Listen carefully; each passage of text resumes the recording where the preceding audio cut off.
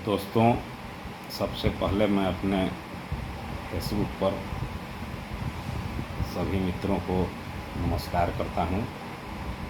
मैं अक्सर कम संख्या वाला जातियों को लेकर के लिखता रहता हूं। बिहार में विधानसभा का चुनाव होने वाला है बहुत जल्द, और यह तय है कि सत्ता चाहे किसी की भी बने, गिनकर 8-10 बहुसंख्यक जातियों की ही सत्ता और व्यवस्था में धमक बनी रहेगी।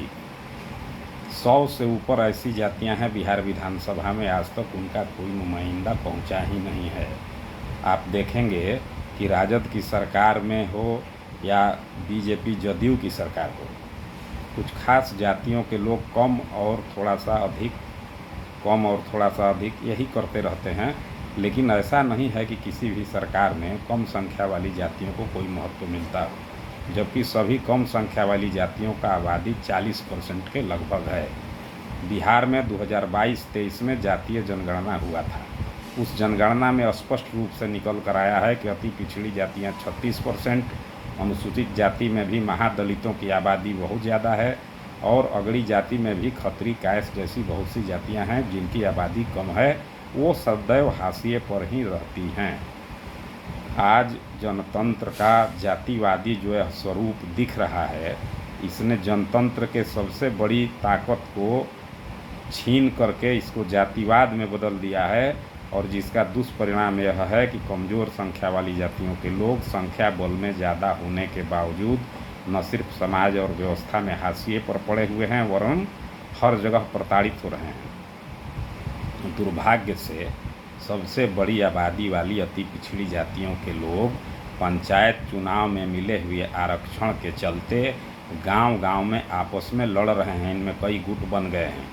इसका दुष्प्रभाव यह पड़ रहा है कि विधानसभा और लोकसभा में भी इनकी एकजुटता नहीं हो पा रही है। इसका सबसे बड़ा घाटा यह उठाना पड़ रहा है कि बिहार विधानसभा में कुछ खास जातियों के लोग अपनी आबादी से दुगनी तिगनी संख्या में विधायक बन जाते हैं, और दुष्परिणाम उसका यह होता है कि उन जातियों के लुच्चे लफंगे समाज में गुंडागर्दी करते हैं और उनको सत्ता और राजनीति का संरक्षण मिलता है। अभी आप देख रहे हैं कि आए दिन अति पिछड़ी जातियों, कम संख्या वाली जातियों के साथ तरह तरह के अत्याचार, उनकी धन संपत्ति की लूट, उनके साथ मारपीट वगैरह होता रहता है।